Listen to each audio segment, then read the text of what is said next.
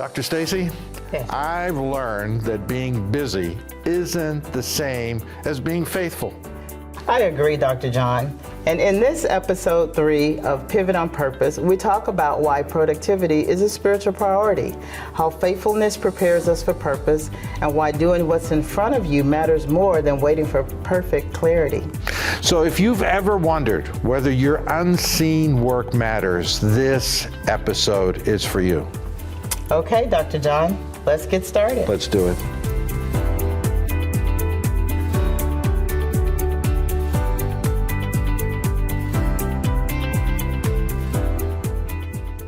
Hi, this is Dr. John Stanko, and this is my friend and my colleague and my collaborator, Dr. Stacy Merida. and we're back with you. We're so glad you're back with us to talk more about Pivot on Purpose. You're pivoting again, aren't you? Absolutely. It sounds like that's an accusation. Are you pivoting again? But you are. You're coming out of academia, and talk to us a little bit about that. Yeah, after 13 years of being in academia, followed, behind a long career. Was it 13 years? It was 13 years, 13 and a half years in academia alone. It was time to pivot, as I say. I knew my season was over. I just didn't know how, what, why, or how, all of the questions. And it just kind of worked its way that it's like, hey, you can go and you'll have a little time to refresh. I love what you said in a previous episode about the neutral zone, and I'm so right there. But it's not scary. It's fun. It's exciting. It's exhilarating. It's like I'm on a journey of excitement, not knowing what's going to happen, but it's all good. I've got some things that are awesome, that are blowing my mind, like the opportunity to write a book with you. Are you kidding me? That's incredible. And then look where I'm sitting. Oh my gosh. Who would have ever thought a little country girl from Southwest Alabama from a farm to I'm sitting on 16th Street in Washington, D.C. Yeah. Having had a teaching career here. Yeah. Having just come from the Grammys. Well, yeah, that Yeah, too. yeah. I mean, it's like blows my mind. It's Yeah. like I'm so undeserving. Yeah. But what I understood is with it, I do have humility because it's like I'm in my purpose. And when you're in your purpose, it can blow your mind. A lot of the cool stuff. It should blow It your should. mind. It's It will awesome. take you places that you never thought Never you dreamed. would go to. I thought of 2 books that I've written. One is Leading is Teaching, where I just talked about the burden or the passion of leaders to teach. Yeah. And you were doing that for 13 and a half years. And Yeah. now we're doing that through this. Absolutely. We're doing it through the book. Yeah. The second book was Put Me in Coach, Living a Bold Life. And I also taught it. It was a college, Geneva College, Beaver Falls, Pennsylvania, where Joe Namath is from, their claim to fame. But my students would know that mantra. They knew what I meant by that. That at one point I was teaching, Stacy. I have 2 Doctor of Ministry degrees. I have 2 master's degrees, and I was teaching something, and I was uptight. And again, I'm meditating one day, and I'm thinking, I thought this is what you wanted to do, and I say it is, and I knew the implication was, why aren't you enjoying it? Why are you so uptight? Why is this such a problem? And I said, yeah, I'm ready. And so I started, put me in coach to That's great. whoever the coach would be, Right. divine power, God, higher authority, put me in. I'm ready. If I'm not ready now, I'll never be. And I'm going to enjoy it. I'm going to savor every moment. And I think that's what I love about you. I sense that's your philosophy. You are savoring every moment. I am. And no fear. There is fear, but we're not going to let that debilitate us. We're not going Not to at let all. it hold us back. So so that's very exciting to hear. And you're taking your family with you. We travel everywhere together. That's so. We even talked about getting a one of those like vans RV. or Yep, something. yep. Yeah, like an RV. Yeah, to make it more comfortable. Yeah, Yeah. which again is so vital, so critical. Because I've heard people say, "I'll do this, but what about my family?" I said, "Well, expand your world to think that you can take them with you." Yes. Yes. And I do lots of travel, lots of work with in Africa, Mm-hmm. and I've said that to people. If the universe can provide you the resources for you to go, it's no different for two to go or Exactly. three to go. Yeah. The only limitation is us. That's true. And so I've been on a search and destroy mission for many, many years now to find the fear in my thinking that will keep me from what it is that's before me that I could do. And That's it's awesome. always there. Yeah. Some people are intimidated if they do find the fear. It somehow marks them as unprofessional or unspiritual or whatever the label would be. But no, the fear is there. It clings to us. And so if we go in knowing it and look to root it out and confront it and shine the light on it, There you go. then there's no telling what we can do. And it sounds like you've done that. Yeah. I mean, there are times you just have to be creative with it. So, I mean, I have little ones, so there's 4 tickets you have to buy. That can be pretty expensive. But if you travel, right, and have some flexibility, you may fly off peak season, or we all jump in the SUV and drive. We spend the night, break up the trip. You can just get creative with that. Yeah. And that's part of the journey. It's Yeah. like I'm enjoying them. I think they're enjoying it. I try to take plenty of pictures so they'll be able to look back. It's like, wow, we really worked on the go. It's like, Yeah. Good memories. Yeah, absolutely. Yeah, I tried to take my kids with me as often as I Yeah. could. They're now grown. My son's in the publishing business Yeah. with me. My daughter's on her own and has our grandchildren, but they all love to travel. Yeah. And so we compare travel maps. And That's good. because, and that raises a good point that I just mentioned. Love. We love to do it. Why would the universe, why would God bestow this love to do something and then not let us do it? It Right. makes no sense That's to true. me. And that's one of the indications for me of where purpose lies. What do you love? Where are your enthusiasms? Where is your joy? Yes. And when you find it, don't be afraid of it. Yes. Pursue it. And Yeah. it's not about money. It's about the joy. There was a book years ago, Do What You Love and the Money Will Follow. Yes. Do what you love Yes. and the money will follow. Has that been Yes. your experience? Absolutely. I got that from my dad. He was an entrepreneur, he owned different businesses, and he just said, well, just do what you want to do. He said, you'll find a way to make money out of it. He said, you want to eat? All right, well, you're going to find a way to make Yeah. money to do it. And that's so true. You just have to add a little business acumen to those passions. You do have to pay and attention that to the bottom line, You got to right? do that. But that's where you can be creative, Yeah. be that entrepreneur of finding out, all right, how do I fund this? Not just fund my passion, but how do I get a return on my investment as well? Yeah. So we were following along with I wrote this book on purpose, and we were just kind of sharing some of the chapter titles, and some of the themes and the content. And this one is productivity is a priority. This is our all beginning with the letter P. Yeah. Productivity sounds, it's very business-like. It's very. I have a master's in economics, so sometimes I think like an economist. But we're really talking about faithfulness. I mean, giving yourself to what you're doing and doing it with all your heart. When I say productivity, and it's in this context, what do you think of? What's?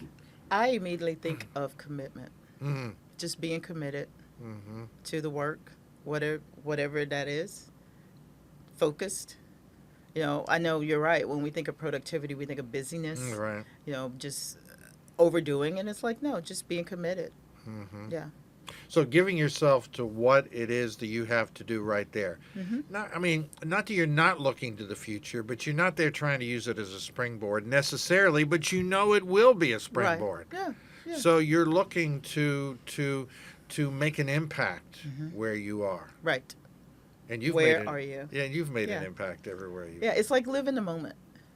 The future's going to come sometimes faster than you expect it to. So focus on what's in your hands right then. Yeah. Yeah, Yeah. and use what's in your hands, and then the next piece will follow. Can you look back on your career? Can you see that? Can you endorse that as a Oh, philosophy? yeah. Have you seen it? Yeah. Is there a practical example that you can think of, or? Yeah, having your head down, just focusing on. I remember once I was put in charge of starting like a new product line, hiring the best producer that would fit in that, and we did. A great producer out of Detroit had great success, and not knowing, just focused on what I was doing for one company. Then he got into a business relationship with a NBA player. They started a label, and then he asked me, "Would you come and be the label manager for us?" I did not know that he was doing that. It was just I was focused on doing what my commitment, what my responsibility was. It was recognized, and then I was asked to go do something else. So I was committed to what was at hand. I wasn't looking for a next position. I wasn't looking to work with him. But that was another highlight of my career, is just being faithful to what I was called to do at that time. And that was to bring order out of Order out of chaos wherever chaos. you Here are. we go again. So Yeah. you're bringing structure, you're bringing discipline, you're bringing, some systems probably Exactly. to it, and Yes. but in a very creative way, and you're doing it, and somebody's watching it, and Yeah. you go from event to To event, ne- from exactly. from opportunity Yes. to opportunity, Yes. and that's I can only attest to the same thing. Yeah. That as I said earlier broadcast, I don't have a resume. I've never applied for a job in my life, but I have not been unemployed for 5 minutes. There you go. And even now, Stacy, and I'm very involved on social media. But I never looked to monetize it. It was a way for me to spread the message. It was a way for me to hone my message and to sharpen my skills. And because I'm pretty involved internationally, it gave me a free platform where people could access me. But yet during COVID, I start to use the social media that I was on to raise money for Africa and the causes there, and we built a new school last year Yeah. exclusively from money that we raised That's on Facebook amazing. for the school. Amazing. Congratulations. Well, thank Yeah, you, but yeah. but I was productive. I mean, if I'm going to do Productivity. social media, I'm going to go all in. Yeah. I'm going to do it, and I'm going to do it right. And I tell my wife, I wish I could dance. Because I see some with 3 million followers, and I know the money they're making, and I said, I'm too late to the game. I'm too old to learn new tricks. But I have remained faithful. I have been, like you said, I have been committed to the process, and because I committed to the process, it has paid great dividends. That's awesome. And I would just say, with my business professor hat on, keep doing what you're doing. You may not get the return on your investment from social media, but you never know how it's going to come, and it will come. Yeah, And that's the thing. Don't look always to where you're pouring into. That may not be where you reap from. wow. In my case, it never is. Mm-hmm. So I always have this mantra of do the work regardless, because you're going to get it back. And it's not from the people that you may have helped. It's always sometimes people I don't even know. Yeah. So just do it. So there's really an element of faith here, and we're Very not much. even. I mean, faith in the process, faith in Period. the issues of the way the universe was established, that Yeah. they're reaping and sowing. Absolutely. There is reward. There is. There's a lot of principles that are beyond our control. Absolutely. We just do our part, Do your and part. then the system, the Yeah. spiritual ecosystem, does the Absolutely. rest to take care of us. I don't know why I've been thinking about this, so just bear with us. But I want to talk about my wife for a minute and have you comment on it. We were involved in church work, and she was, of course, my wife, so there were certain expectations on her that she was going to do certain things, and she just didn't like it. She didn't like it. I used to say when she would teach, we would all suffer. And she's heard me share this, so it's but she went to Africa with me once and was coming home and saw a jewelry demonstration being done in the Johannesburg airport. And she had an idea. She's very creative. She's Italian, the whole family. One's an opera singer, one's my editor, one's an entrepreneur, and her. She would paint things, and people say that's magnificent. Of course, you talk to her, it was the blues weren't blue enough and the reds weren't red enough. Anyway, she has this idea as she comes home, and she starts making jewelry. She's knitting metal jewelry, and she calls it metal lace. And she starts to show it at shows and put it on. People begin to love it, and they begin to order it. This has been 20 years now. And we just came out of New York City where she did a jewelry show. She was one of 15 other artists in like a private show, and buyers came. And a store Amanda has 3 stores in Japan, came and bought her 3 pieces of, he picked out a lot of, because she does necklaces, she does rings, she does bracelets, she does pendants, and he placed a very large order with her. Wow. But to me, that is just that's a purpose story extraordinaire, and a productivity one at that, and a productivity one. Because she's paying attention to how much she sells, what she has in inventory. I mean, there are facts and figures that are involved, but and she can tell you what she's done, and so. But that story just, she's my wife, so I know the story, very well. But it just inspires me, and I hope it inspires our listeners absolutely. and our viewers too. Any comments on that? Any thoughts that you have when you see it? I mean, immediately she recognized and could associate something by visually seeing it somewhere else. And it pricked her to wait a minute. I'm talented. I'm creative. She may have had an idea of how to put this together. She comes back home. I think she was 53 at the time too, but and it's never too late. I mean, I'm the living example of that. You know my story about that. I don't look at age. That's a non-factor to me. But yeah, and then she was productive. She was committed, kept making and showing up. That's the other part. You got to show up. What would have happened if you guys had not gone to New York to the show? Yeah. I remember she did a show here in D.C. At the Kennedy Center. Yes, she did. What if she'd not shown up for that? Yeah. Because that could have built upon the next show. Her next show now may be in Japan.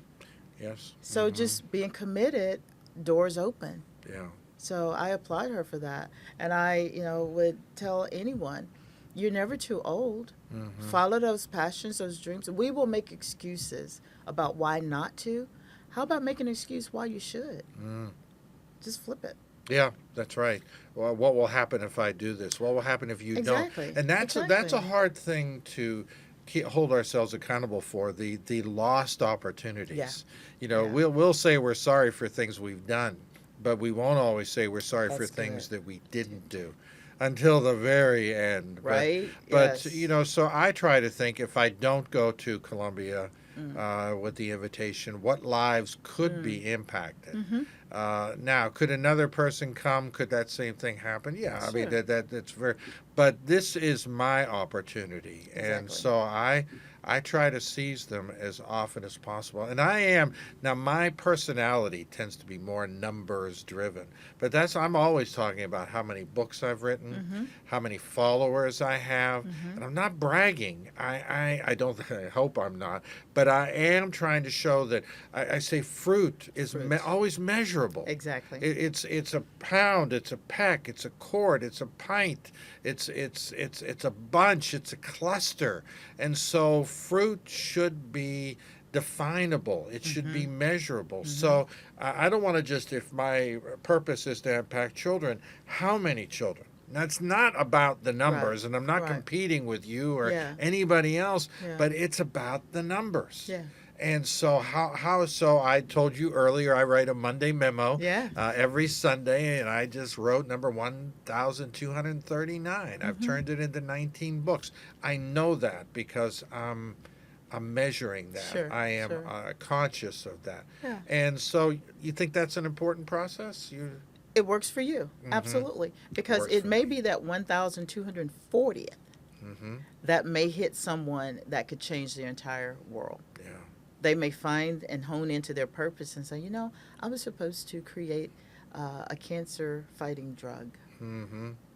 I have all the components that I need. I have all the resources.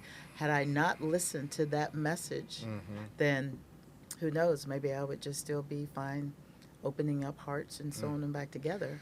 So what's your dream? What do you look to down the road? I mean, you've impacted a lot of people already with your I hope teaching so. and with the wonderful work you've done with so many artists and organizing their world. And again, who knows what they would not have been able to do if it hadn't been for you. What's yet ahead? What are your elegant, wild dreams of things? And be honest with us now. Do you see Sure. a big arena full of people or a best-selling book? What's in the productivity future for you? Honestly, John, I see where I am just multiplied by probably 4 or 5 Oh, times. Yeah. I mean, I would have never thought about writing a book, but here we are. I would have never thought about doing a podcast, but here we are. And I just look at this as instruments to reach other people. It was great to talk to students, to work with musicians and artists, even leaders, business leaders. But now we have a mechanism where we can reach people, like you said, all over the world. And I want to have impact.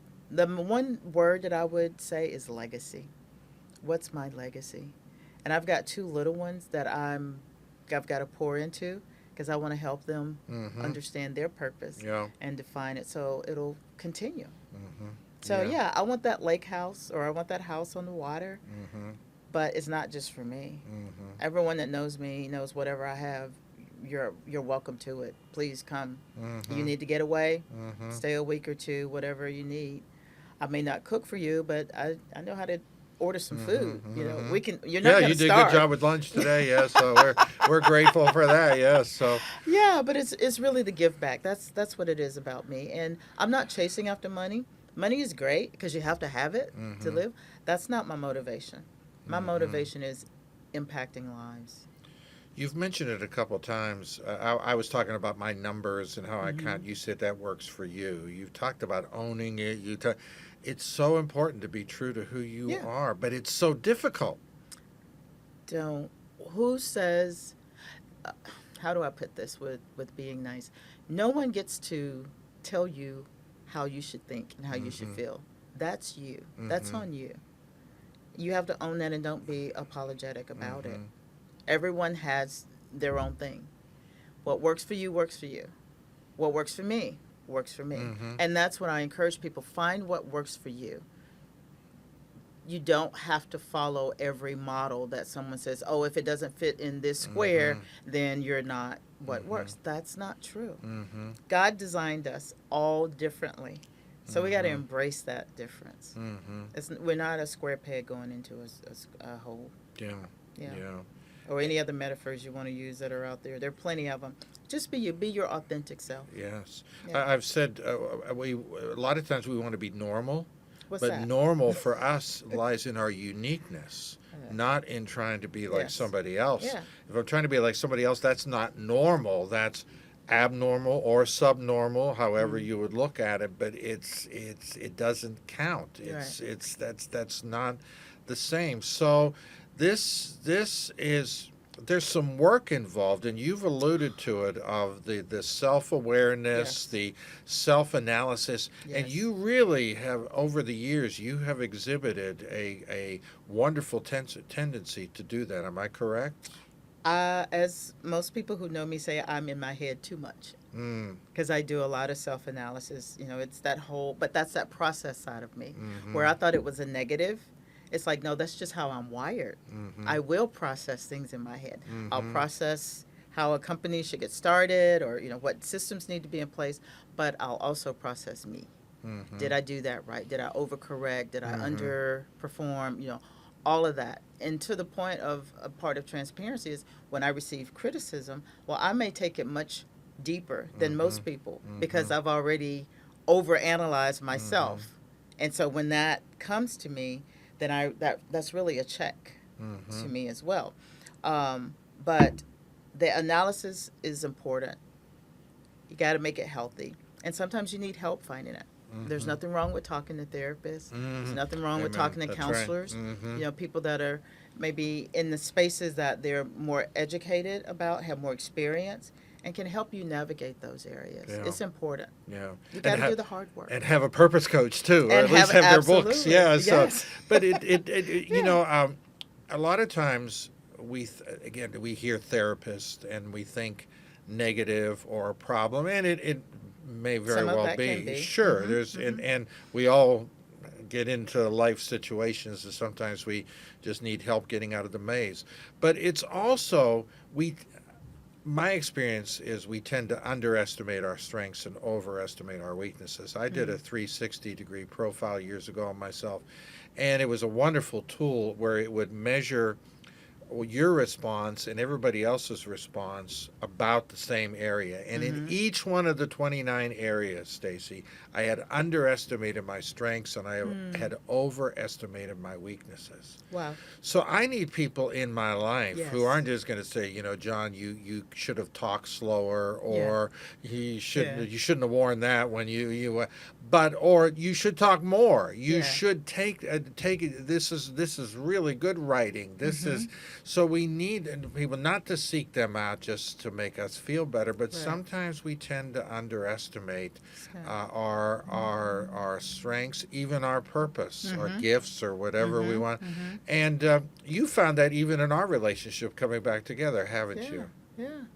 Where I've been able to speak some things. And Absolutely. And you it was affirming. It was, and I was like, no, I can't be. You're telling me I can do this?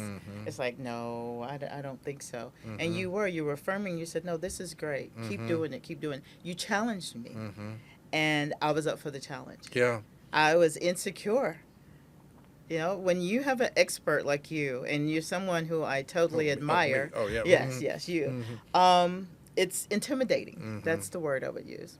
But you were so great in affirming that the intimidation piece removed, and I could actually be the student and be there when the teacher showed up. And so when you started writing, what was it like?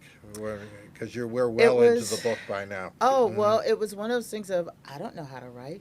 So why don't I just kind of start from the beginning and just kind of tell my life story in writing.